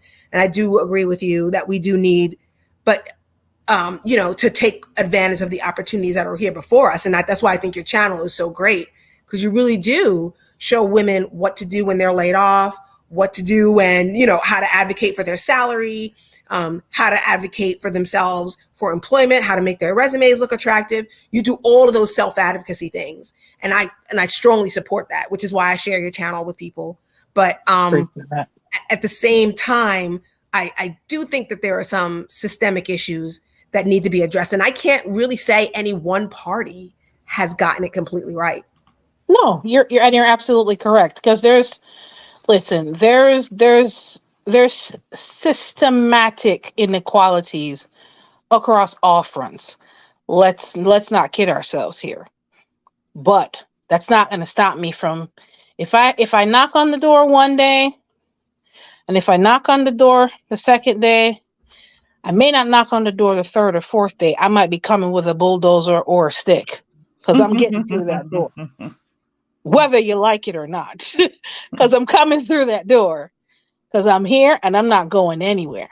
Because the civil rights movement wasn't something that was welcomed, if you know what I mean. Power is not given, power is taken. Let's be clear. So shout out to Fine Womanhood, who is Team Republican and loves the US. So shout out to her. Okay, so Bree answered the question. So we're going to go back up to her original question. She is in Arizona, Mentor Shelley. Arizona, okay? She's saying here, I'm 22. My dad told me to go to college, but I've been struggling financially because he does not help financially. I took a hiatus from university. However, I'm lost because, again, money and support is an issue. Any advice? Okay. So you are in Arizona. When you went to the university, did you go to the financial aid office? And Mentor Shelley probably has a couple of other things to to add in there as well. But I guess the first thing I would want to know is, what is your career path? What do you want to do? I saw in the chat you were asking about being a data analyst. I think that that's a great thing. But then you were asking, what certifications would you recommend? I want to be a data analyst or cybersecurity, she says, Minta Shelley. She says, I want to be a data analyst or cybersecurity. However, currently I work at a bank doing processing. So, number one question is, have you gone to the bank, gone to HR, and asked them if they have any money for education? Sometimes the place that you work will have what do you call it, benefits. And Mentor Shelley is an HR person. She could talk about that more.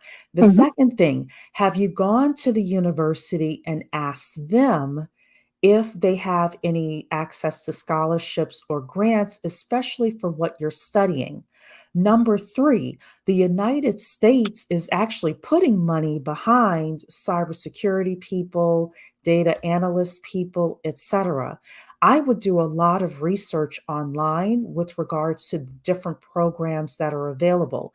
I would talk within every county. There's a workforce development um, office, going and asking them, is there any free money? Also, on LinkedIn all the time, there are people who have either low cost or scholarships for all sorts of boot camps. I saw someone had mentioned boot camps as well. You Mhm. know, there are a ton of things you can do in cybersecurity and data analysis, a ton of things. I think you have great options because you want to study tech. Also, Erica Williams on YouTube, she's consistently doing her Tech Tuesday. One of the guys there is Sub Zero. Yeah. Sub Zero has Lifting the Veil Academy. I think it's 200 and something dollars a month, Yeah, and out you of could do it Atlanta. for like 3 months. And Mhm. then he also helps you with your with your job interviews as well. There's Mhm. way there. I'm sure Mentor Shelley's going to jump in, Mokomami, etc. There are a lot of things you can do in cybersecurity and data analysis, and you don't have to, you know, or you pay minimum, if anything at all. Mentor Shelley, what are your Yeah. thoughts? There is a website called Simply Learn that are giving away a lot of IT related and cybersecurity classes now. Go there, register. It may be the basic form of it, but it's a start. It'll help you start looking into what type of data analyst certification. If it's the beginning certification to at least get you in the door, it's a start. And I'm sure even those entry level data analyst positions are going to be paying more than more than that bank is definitely paying you. And Um, what's the name of that website again, Mentor Shelley? Simply Learn. SIM. Let me see here. I have. Let me see here. SIMPLILEARN.com. All right, I'm going to put it up here on the screen. I got Yeah. it here. So give me a sec. Mhm. And you can continue. I just want to show it on the screen because there may be other people here who needs this information. So there you go. Yes. Simplylearn.com. And Yes. I would also, yeah. There's also, I mean, as simple as Udemy. Udemy have some low cost. They have sales on their courses all the time. You can start off there too. Because of what the field that you're looking to go in, they need skilled people bad. You definitely, if the bank does not offer, when you go to HR and you ask them about the benefits and the, let's say, college tuition reimbursement programs, if they don't, start looking for employers that do have those type of programs, and if definitely spruce up the resume and see what you can do to get a job there, so you can actually take part in their tuition reimbursement. Years and years ago, when I when I started out in my HR career, I actually took advantage of my tuition reimbursement all throughout my undergrad, time. So they were able to, they pay more, of course, for A's than they do for C's, but you get the point. You'll get some money back for actually utilizing those type of benefits. Other places, Coursera and a few other online course platforms. Erica does also have this new, what is it? I can't remember if it's, I can't remember the name. Those went out in emails a couple of days ago. That she's doing. She does her Tech Tuesdays as well. She does have Sub-Zero. There's a few other people that are actually in data analysis in positions that or data or IT sales that you can actually branch off into. Some of those do have a cost to it, but you can save towards those. Maybe Sub-Zero $200+ a month might be a little steep based on your budget, but there may be classes that you can take to work your way. Like you have a career plan. You have to put something together. Okay, this is where I am. This is where I want to be. Here are some of the steps that I can get there. That maybe you can buy a $20 course on Udemy to get you to, okay, and prepare me for this exam. The exam may be $100 or $200 to get that certification, but you have that certification now. You can use that and take that next step. Okay, well, I have the certification. What are the jobs that are available for that? You can also go on bls.gov to see the salary ranges for data analysts, whether they're at the entry level or they're at, depending on mid-level or they're at a senior level. So you understand not just what it is that you want to do, but the steps to get where you want to go. So those are just some of the things. And I actually do need to do a series on IT careers that does or does not require a college degree. So that's actually, you guys are giving me ideas here now on what to explore as far as what is needed, especially this time of year when kids are just coming out of college, coming out of high school, and like you are having, there may be some financial issues as far as getting into school and what you can do going forward. So Yeah. Lake Life, this is you, right? AAE? Isn't this you as well? I just want to say whoever AAE is given very good advice and was saying some of the same things that I was going to say. Mhm. Is that my spouse is in cybersecurity, and his number one competition for cybersecurity professionals is the financial industry, because it turns out there's more cybersecurity professionals on Wall Street than there are in Silicon Valley, because to keep the financial integrity and to keep the security integrity of e-commerce and online banking is a full-time job in itself. Mm-hmm. And so a lot of banks will help you with that, and they'll let you move up their system, because banks are, because banks, one of his biggest competitors, he's lost some of his best team members to Bank of America, because just they're just prone to so many international cybersecurity hacks. So yeah, like banking and cybersecurity really it's a really great combination. And I like the way AAE talked about SQL, because my husband always jokes about SQL. They always like to pick the women because typically, right, because if you need data processed by the end of business, they say they usually pick the women because they will get it done by 3 p.m. because they usually work from home moms. And they will, if you need it by 5, a guy will turn it in 4:59, but a woman will turn it in before 3:30 before her kids have to be picked up from school. Yeah. So some of the project managers will pick women. Cherie, when it comes to these IT certifications, you really you don't even need to go to college. You go to college because they need the analytical problem solving skills. That's basically like 95% of IT. 5% is like the tech portion. And even that's being automated. It really is being automated. Many people who did not or who do not have a degree, they're in some trouble. There's a lot of difficulty right now, because I heard that. There's a lot of difficulty right now, because even many positions, if you have a master's cybersecurity, I mean, I've heard they call you a whale. like you're a special, special whale. Moreover, if I may share something with your panel, I spoke to a recruiter maybe about a year and a half ago. He did say that there is a real, real push for women in cybersecurity, women in tech in general. He mentioned that to me.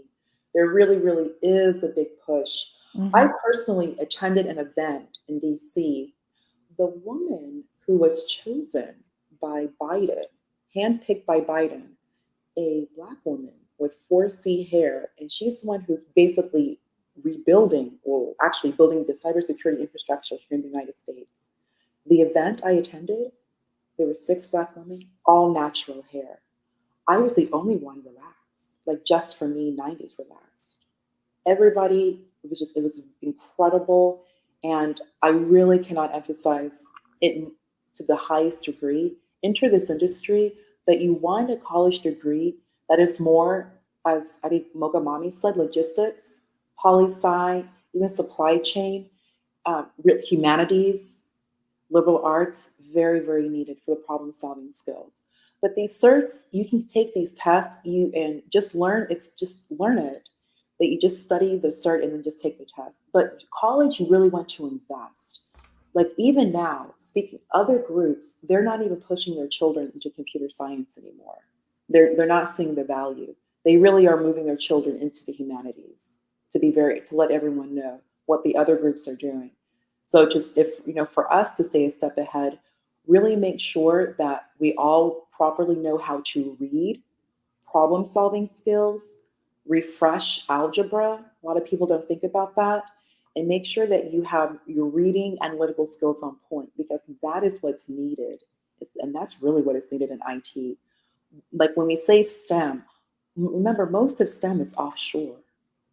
The United States doesn't quote unquote do STEM. We have math majors, but a lot of this work is done in India primarily. It really, really is. They need people who know how to read. And Mhm. that's easier said than found. It is true. It is true. It's so. First of all, I want to thank you for talking about college because for if you listen to the Black manosphere, you got useless degrees, and we of course laugh at that over here, but I do hear even they shine the light on Elon Musk and these guys saying you don't need college, you don't need college, and my concern with that is that okay, let's say today, 2023, you don't need college. At any time, they could flip the script in 2033 and say, well, now you do if you want to move up. I would rather you, as a young lady, before you have children, you get your degree. That way you can have it in your back pocket in case they ever decide to flip the script on you. um, what Lake Life is saying about problem solving, those soft skills that we talk about, that is what's going to differentiate you as you move up the corporate ladder as well. The final thing that I will say is that um, as you are Bree, as you are entering the workforce or getting your next job, let's say you get your cert, you get your entry level cybersecurity job. As you are making a decision about where you're going to work, I would add extra points for any company that will pay for my college tuition. I would even, if I were your, let's see, I'll be your cousin Cherie here.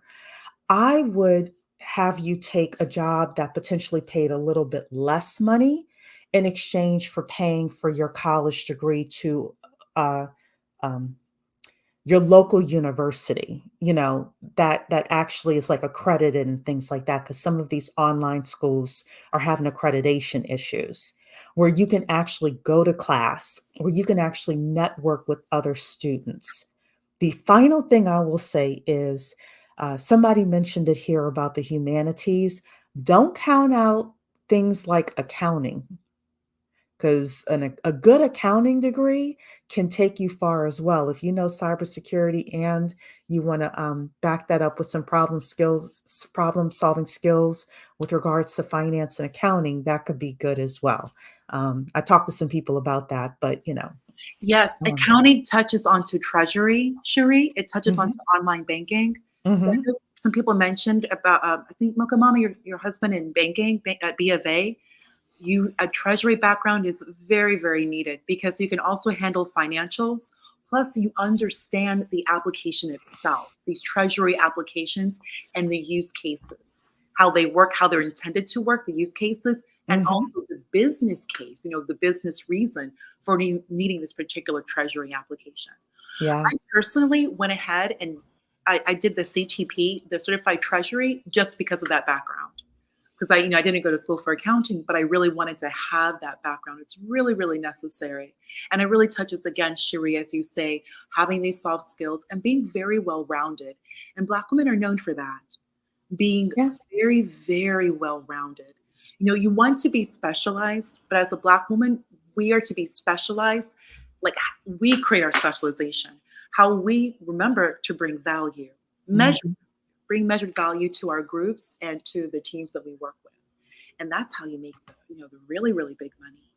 And also, Cherie, if I may share to the person, in school, when you're in college, remember to really look at internships, especially at these big Fortune 500 companies.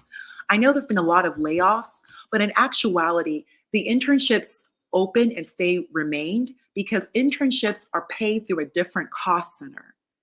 So when you are an intern, you're actually free to the group that you work with because you're being paid through a different cost center. You're not being paid by your group, by the group that you are interning for at the company you work for. It's a completely different, like the money. So look into those programs because they are specifically for college students who are enrolled, and they do that on purpose. There's a reason for that, and one of the reasons is because you are paid via a different cost center than a full-time employee. You are paid through a different cost center than a contractor. All of these groups are coming from a cost center. So you want to see where you're going to be paid. And internships, especially as a college student, is so fantastic. It's a great way to get your foot in the door. I do know that AWS, they have their solutions architect internship. They have a lot of openings, and those are specifically for college students. If you learn those skills, you're at six figures forever. You will never return back. You basically have entered the matrix. Like and there's no need for like technical background. Having like a college degree, even as psychology, humanities, accounting, and your solutions architect in IT, you're set. I'm talking 200,000, a quarter mil. I kid you not. I am not exaggerating. Look how much a treasury solutions architect, someone who builds who provides solutions for treasury applications, they make ridiculous amount of money, and it's specialized. So when you go to college, find that degree, even a psychology degree. They talk about this like basket weaving. No, it is not. No, it is not. These are the people who are the executives. These are the senior managers. Having a theater degree, I need to talk to you about that, Cherie. What a theater major, what they bring. Please stop listening to Sales, people. project management. Please, project managers are being paid right now 65 an hour to work from home right now. If you're a project manager at B of A and you're a contractor, you're supposed to be paid 65 an hour. If you're not, you're being underpaid. I'm telling that for a fact. That this is remote. I know B of A is looking to move people more on site, but that's like 2 or 3 times a week. And all that is you just literally just punch in and leave. Like that's on site, hybrid. You just clock in, say hi, and leave before lunchtime, leave before traffic. So you're there, what, 2, 3 hours? That's it. Like that's hybrid. Girl, you're talking about soft life there. And That, that would give that's you how it is more. right now, Sherry. That's how it is. Yeah, that would give you more of an opportunity, going back to our initial conversation about education and voting Republican and having the time to take your child to school, to the right school that's going to like give them, an advantage, a competitive advantage. Well, number one, you could potentially live in the neighborhood of the school, or number two, you would at least have the hour to hour and a half to drive your kids back and forth. And this is why our young ladies that are listening to this to be strategic, especially if you're going to have kids, to be strategic, to start thinking at 20, 21, 22, even potentially earlier than that, about all the decisions that you're making, so that when you have kids, you can position them to be nepo babies and to really move forward. I also wanted to say, somebody here said that they have a senior in college. Let's see here. I am not seeing who this is. Somebody in here said that they have a kid who's going to be a senior in college. The reason I pulled this up, this is College Compass College Advisory. This is run by a Black woman named Dr. Pamela Ellis. Dr. Ellis helps your kids, anybody starting from the age of 14 through high school. She helps your kids get full ride scholarships to college. Compass College Advisory. You could tell her that Cherise sent you. If you have freshman in high school, sophomore, junior, or even a senior, you want to start connecting with Dr. Pamela Ellis. If you got grandkids, if you're some of my baby boomers watching, Dr. Pamela Ellis, this is a great resource for you. So I can't remember who it was that was saying that they have a kid. Oh, Jace. Here you go, Jace. Yes. Upcoming high school senior. Get plugged in now to Dr. Pamela Ellis, okay?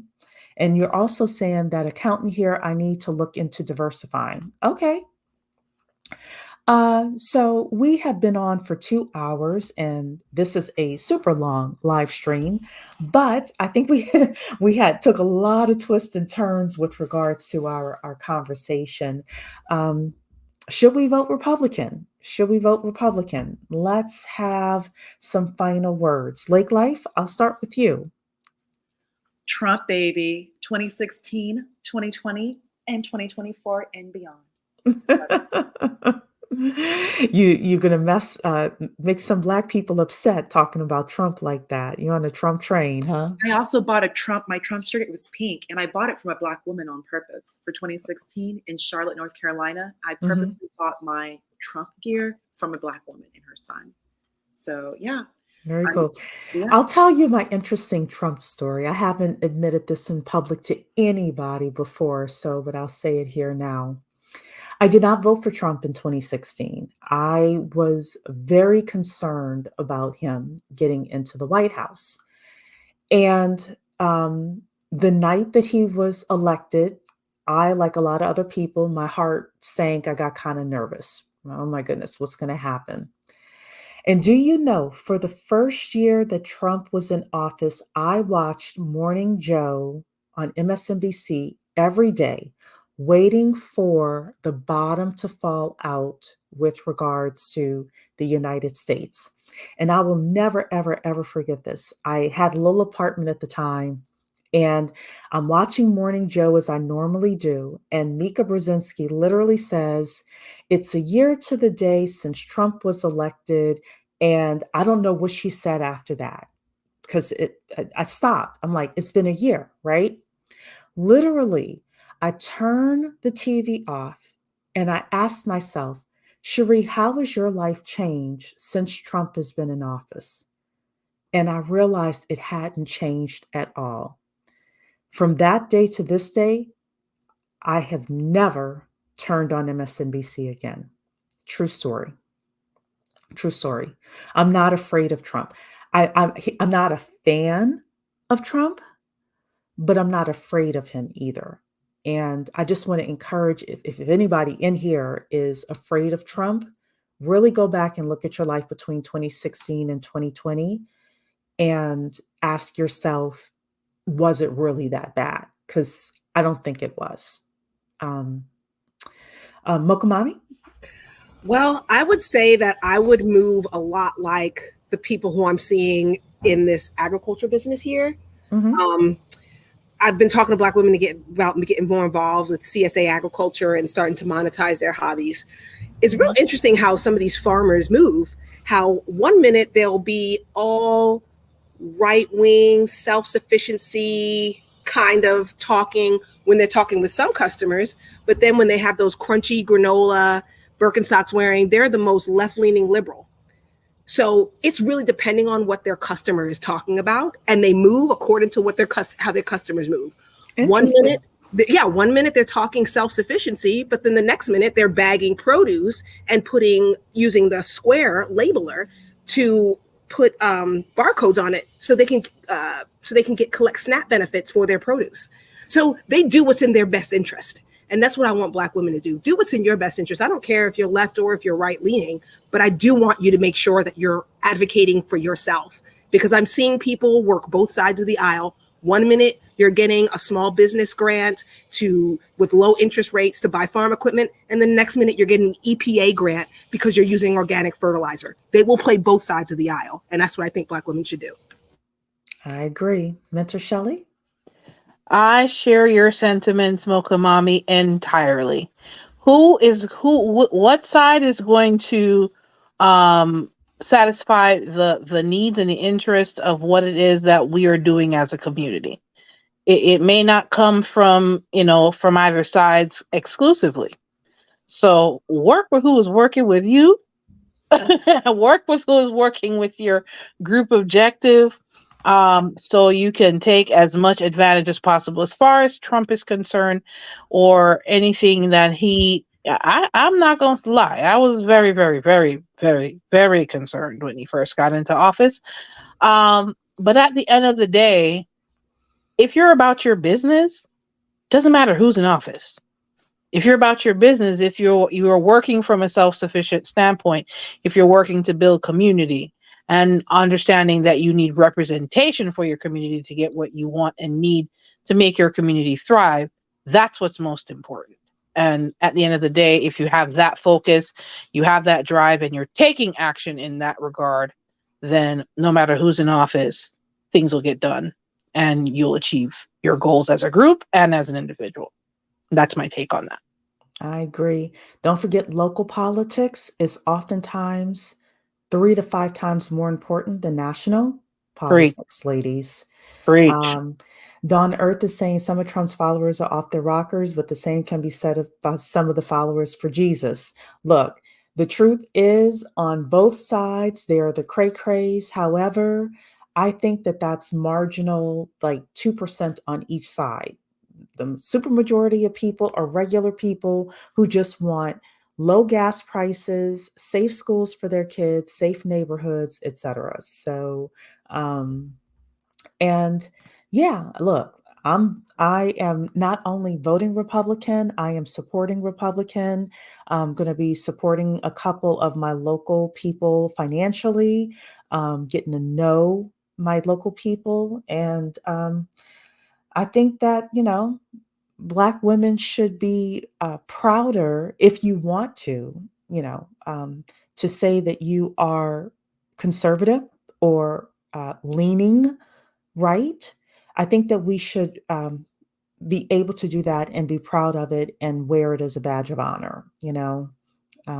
So that's it. Well, we were on for a super long time tonight, longer than I had expected. But Thank you. yes, I thoroughly enjoyed the conversation. I want to thank all of you as my panelists for coming up. And I want to thank everybody who gave Bree advice with regards to her career. We may have to, Mentor Shelley, do some sort of tag teaming sometime to help more of our young women. We want to make sure that they're getting the right advice. Okay. Absolutely. All right. Well, we'll talk behind the scenes, my dear. All right. All right. Thanks, ladies. Have a happy Friday. See you Sunday. Take care. Bye-bye.